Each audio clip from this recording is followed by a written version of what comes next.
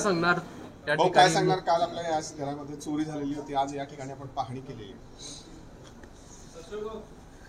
काल माझ्या या मुक्ताई बंगल्यामध्ये चोरी झाली.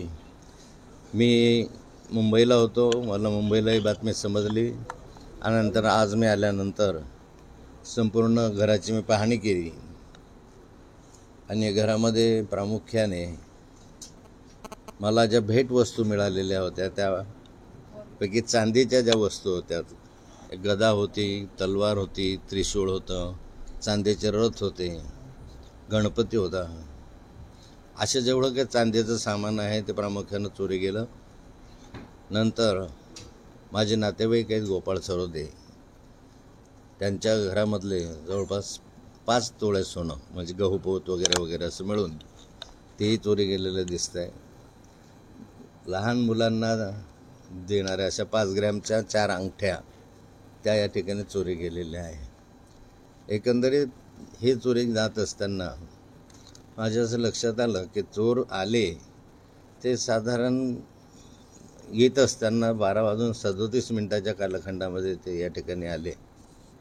म्हणजे आधी लाईट बंद झाले, 12:37 लाईट बंद झाले.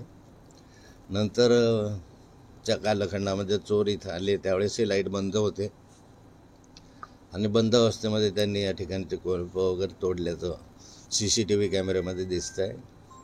माझ्याकडे याआधी CCTV कॅमेरा होता जोपर्यंत मी कायम राहत होतो, नंतर तर आता बंद पडले. वॉचमॅन इथं कायम वॉचमॅन या ठिकाणी असतो. दिवाळीनिमित्त तो 2-3 दिवस गेलेला होता, नाही तर वॉचमॅनही असतो. सकाळी दररोज मोलकरीण या ठिकाणी येते, स्वच्छ करतं घर वगैरे. नंतर आमचा आणखी एक कर्मचारी जो आहे तो कर्मचारी या ठिकाणी येऊन सर्व बंगल्याची सकाळी देखभाल करतो. नंतर संध्याकाळी दिवे लावायला तो येत असतो. म्हणजे दिवसभरातून सातत्यानं इथे येणं जाणं असतं. रात्री पण 10 वाजेपर्यंत 10:30 वाजेपर्यंत इथे सातत्यानं आमचे कर्मचारी वगैरे असतात. परवा दिवशीच फक्त वॉचमॅन या ठिकाणी 4-5 दिवसापासून नव्हता आणि तो तिकडे माझी मुलगी आहे रोहिणी ते तिच्या बंगल्यावर होता. आता ह्यामध्ये प्रामुख्यानं जर सांगायचं झालं तरी इतर गोष्टी तर गेल्याच, त्याच्यामध्ये अन्य काही साहित्य असतील, कपडे असतील किंवा काही असेल, पण सर्वात महत्त्वाचं म्हणजे असं आहे की ज्या ठिकाणी माझे महत्त्वाचे कागदपत्र होते त्यातले निम्मे कागदपत्र या ठिकाणी हरवलेले दिसत आहेत. म्हणजे खाली जे कमी महत्त्वाचे कागदपत्र होते ते खालच्या मजल्यावर मी ठेवलेले होते आणि जे अत्यंत महत्त्वाचे कागदपत्र होते ते माझ्या बेडरूममध्ये मी ठेवलेले होते. बेडरूमचे सारे कागदपत्र गहाळ झालेले दिसत आहे. बेडरूममधल्या ज्या माझ्या त्या शिडी होत्या त्या शिडीपैकी एकही शिडी त्यांनी इथं ठेवलेली नाही आहे. या सगळ्या शिडी इथून त्यांनी घेऊन गेलेले आहे आणि काही शिडी ज्या आहेत उरलेल्या निम्म्या शिड्या आहेत आणि निम्म्या शिड्या गायब आहेत ह्याच्या माध्यमातून. तर ह्या ज्या निम्म्या शिडी होत्या ह्या एका कोनाड्यामध्ये ठेवलेल्या होत्या कोपऱ्यामध्ये सुरक्षित. त्या जेवढ्या शिडी आहेत तेवढ्या त्या ठिकाणी राहिलेल्या दिसत आहे. खालच्या मजल्यावर जे कागदपत्र होते ते कमी महत्त्वाचे कागदपत्र जेवढे आहेत तेवढे जसेच्या तसे आहेत.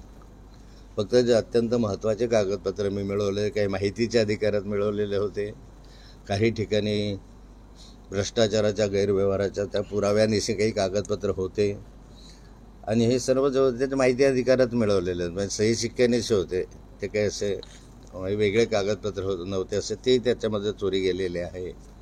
आणि या माध्यमातून जर पाहिलं तर एकंदर घराच्या कुलपाचा कडेकोंडा तोडून ते गेलेलं आहे. मला असं वाटलं नव्हतं की आपल्या घरामध्ये चोरी होईल, कारण माझा पोलिसांवर विश्वास होता. मला वाटलं आपल्या जळगाव जिल्ह्यातले पोलीस अत्यंत कार्यक्षम आहे आणि ते कार्यक्षम असल्यामुळे चोऱ्या दरोड्या कमी होतील असं अपेक्षा होती. पण अलीकडच्या कालखंडामध्ये जर या वर्षभरामध्ये पाहिलं चित्र तर जवळपास 200-250च्या वर घरफोड्या या ठिकाणी झालेल्या आहे. अनेक ठिकाणी या ठिकाणी मर्डर झालेले आहेत.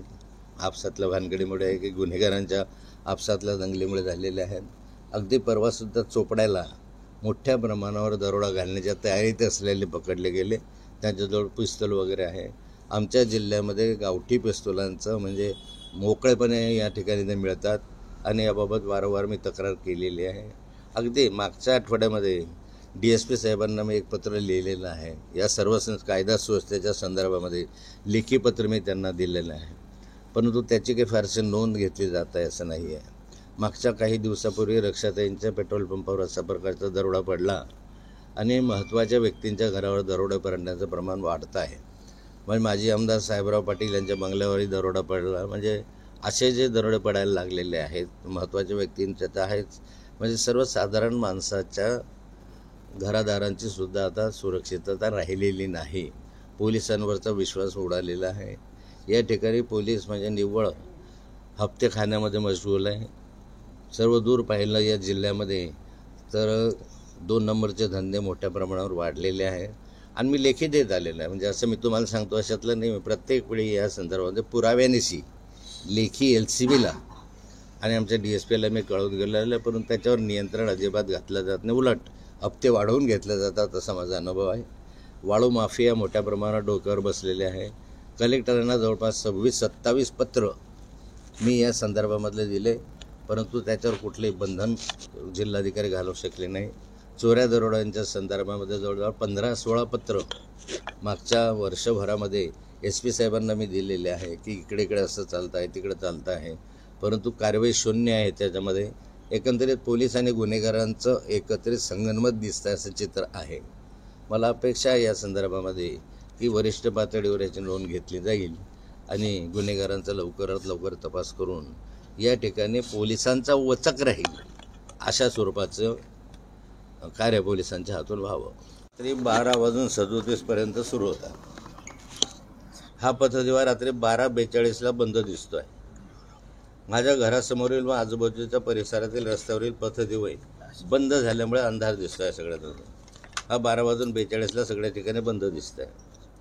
रात्री 1:54 संशयित चोरटे माझ्या घरासमोर दिसत आहे. रात्री 3 वाजेला चोरटे बॅगा घेऊन आणलेल्या दुचाकीवरून वाट पाहताना दिसत आहे. ते थांबलेले दिसत आहे 3 वाजेला. रात्री 3:05 चोरटे बॅगा घेऊन सोबत आणलेल्या दुचाकीवरून बसून पसार होताना दिसत आहे.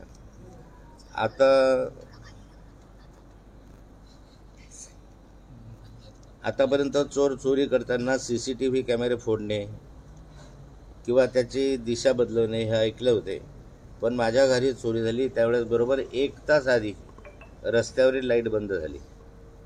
आता हे पथदिवे तेव्हाच कसं काय बंद झाले, का बंद केले गेले? बंद केले गेले तर चोरट्यांनी पथदिवे बंद कसे केले, हे बंद आहे हे कसे माहीत? आता चोरटे एवढे ॲडव्हान्स माहिती घेऊन चोऱ्या दरोडे टाकायला लागले की माझ्या घरी चोरी ही व्यवस्थित प्रीप्लॅन व नियोजनबद्धरित्या करण्यात आली. यापूर्वी माझ्या घराची रेकी झाली का? रेकी करून नियोजनबद्ध पूर्ण प्लॅन, चोरीचा प्लॅन होता का? चोरी दाखवायला चोरट्यांनी सोने व रक्कम चोरी केली की माझ्याकडे असलेले अनेक प्रकरणांचे व भ्रष्टाचार बाहेर काढणारे पुरावे होते, त्यांच्या झेरॉक्स प्रती होत्या, त्या कोणाच्या भविष्यात अडचणीत आणणाऱ्या होत्या, ते चोरून येण्याचा उद्देश होता का? चोरट्यांनी नेमके काय होते जे त्यांनी एकंदरीत माझ्या घरी चोरी करण्यात अत्यंत पद्धतशीरपणे नियोजन करून केले? या ठिकाणी CD त्यांनी निम्मेच CD चोरी केल्या, निम्मे तशाच राहू दिले. बाकीचे कागदपत्र जे आहे ते निम्मेच चोरी केले, बाकीचे कागदपत्र इथे दिसत आहे.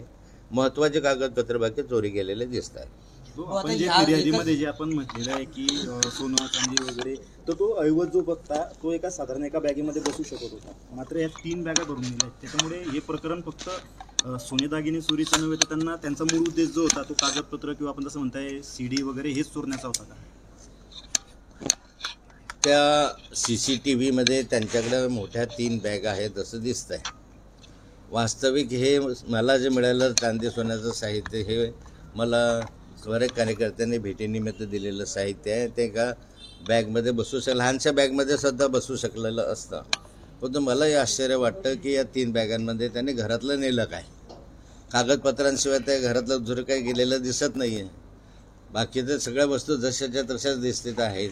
फक्त इथून कागदपत्र CD वगैरे जे आहेत त्या गायब आहेत आणि त्याही निम्मे कागदपत्र आताही जवळपास 400-450 झेरॉक्स कॉपी आता शिल्लक आहे. आणि बाकीच्या ज्या काही 2-2.5 हजाराच्या वर कागदपत्र होते ते चोरी गेलेले दिसत आहे. आता एकंदरीत त्यात हेतू काय होता याबद्दल मलाही शंका आहे. एक शेवटचा प्रश्न आहे, ज्या पद्धतीने नियोजनबद्ध ही चोरी झाली, पतदिवा बंद झाला, तुमच्या घरातून कागदपत्र आणि शिडीत चोरून नेल्या गेल्या असा तुमचा संशय, तर कुठेतरी कोणाच्या तरी सांगण्यावरून ही चोरी झाली असा तुमचा संशय आहे का भाऊ? काय वाटतंय नेमकं? मी आज याच्याबद्दल काही भाष्य करणार नाही. मला वाटतं की ते अधिक शहाण आपलं काय म्हणतात की आगाऊपणाचं होईल. पण निश्चित त्याच्या संदर्भामध्ये कुणाचा काही हेतू होतं का, काय होता हे पोलीस तपासामध्ये बाहेर येईल आणि पोलिसांना तपासासाठी जे काही आवश्यक असेल ते सहकार्य आम्ही करू. पत्र सीडी हे सगळं का चोरीला गेल्याचं आपल्या निदर्शनास आलेलं आहे. तर मग हा कुठेतरी ही महत्वाची कागदपत्र चोरण्यासाठी हा चोरीचा बनाव केला गेला आहे असं आपल्याला वाटतं. मला अजून मी निष्कर्षाप्रत आलो नाही. पण जे कागदपत्र तुम्हाला दाखवलं, मी तर आत्ताच आलो घरामध्ये, मी पाहिलं तुम्हाला सीडीचे हे दाखवलं, कव्हर सगळे दाखवले, उरलेल्या सीडी पण आता माझ्याकडे आहे, उरलेल्या सीडी पण आहे त्याही तुम्हाला दाखवल्या. आणि यामध्ये एक लक्षात येतं की टार्गेट कागदपत्रांवर का करण्यात आलं. म्हणजे चोरायचं असेल तर चांदी सोनं वगैरे जे काही चोरायचं आहे, पण महत्त्वाचे कागदपत्रच का चोरी गेले. आणि त्याच्यातले काही कागदपत्र बाकी त्यांना म्हणजे कुणाला तरी माहिती आहे की त्याच्यामध्ये जे अति महत्त्वाचे कागदपत्र आहे ते बेडरूममध्ये आहे आणि जे कमी महत्त्वाचे कागदपत्र आहे त्या खालच्या बेडरूममध्ये आहे. आणि ते कुलपात होतं, सगळे कुलपं तोडूनच घेऊन गेले. पण जेवढे काही खालचे कागदपत्र होते जवळपास 450-500 झेरॉक्स कागदपत्र हे या ठिकाणी चोरी गेलेले आहे. आणि हे सारेच्या सारे कागदपत्र मी माहितीच्या अधिकारातच मिळवलेलं आहे. काही टेंडर्सचे आहे, काही याच्या संदर्भातले आहे. आणि याच्यामध्ये कोट्यवधी रुपयाचा गैरव्यवहार झाला असं मला वाटत होतं. म्हणून त्याचा अभ्यास करण्यासाठी मी आपल्या एका 2-3 इंजिनियर मित्रांना पण ते दिलेलं आहे. पण तेवढेच नेमके कागदपत्र कसे गायब झाले याचंही मला आश्चर्य वाटतं. बाकी तर कागदपत्र घेऊन जाण्याचा काही हेतू किंवा उद्देश दुसरा असू शकत नाही. काहीतरी कुणाला तरी माहिती असल्याशिवाय ते गेलेच नाही.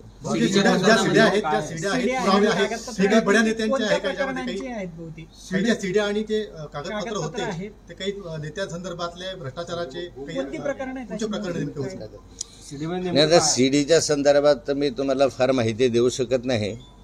बऱ्याचशा गोपनीय आहे, काही बऱ्याचशा माहिती माझ्याकडे जी आहे ती आताही आहे. तुम्हाला मी दाखवू शकेल थोडेफार त्यातले चित्र त्याच्यामधून, म्हणजे तुम्हाला त्याच्या माध्यमातून अंदाज येऊ शकेल. किंवा माझ्या मोबाईलमधूनही काही आहेत ते तुम्हाला कधी एकांतात व्यक्तिगत असं आहे, ते पर्सनल असल्यामुळे जरा दाखवायला व्यक्तिगत मी दाखवू शकेल तुम्हाला सारा जे माझ्याकडे आहे ते.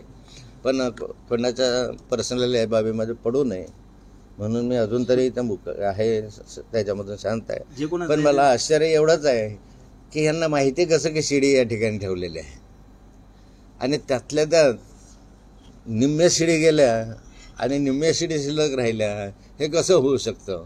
कागदपत्रांना नेण्याचा हेतू काय आहे. बाकीचा सगळा चोरीच्या उद्देशानं जाऊ शकतं, सामान जाऊ शकतं, पण कागदाच्या गठ्ठ्यांना ते काय करणार. एक प्रकारे त्यांच्या दृष्टीने रद्दी होती, माझ्या दृष्टीने ते महत्त्वाचं होतं.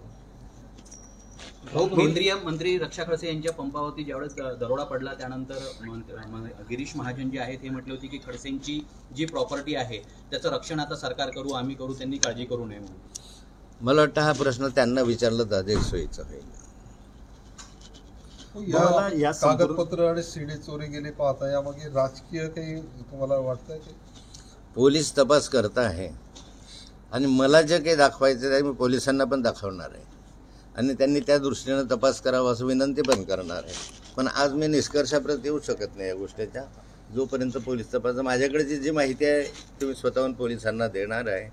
जे काही माझ्याकडे उपलब्ध पुरावे आहेत ते मी पोलिसांना देणार आहे. पोलिसांनी त्या दृष्टीनं चौकशी करावी अशी माझी अपेक्षा आहे. शब्द वापरला की गहाळ झालाय सगळं, चोरी झाला असं शब्दाने वापरला. सीडी आणि कागद चोरी झालं वाटतंय का गहाळ झालं वाटतंय तुम्हाला? हे गहाळचा संबंध कुठे, मी बोललोच नाही गहाळ झालं, चोरीच झाली ना. गहाळा विषयालाच कुठे, चोरीच आहे. गहाळ म्हणजे मग ते हरवले होते. तुम्ही स्वतः जाऊन तपासणी केली, नेमक्या किती शिड्या होत्या त्या तुम्ही पूर्ण पाकिट तपासलंय बोलतो, नेमक्या किती शिड्या ते माझ्याकडं किती होत्या व्हायच्यात खाली पडलं एकंदरीत किती शिड्या होत्या मोज याच्यात आणि याच्यात किती आहे.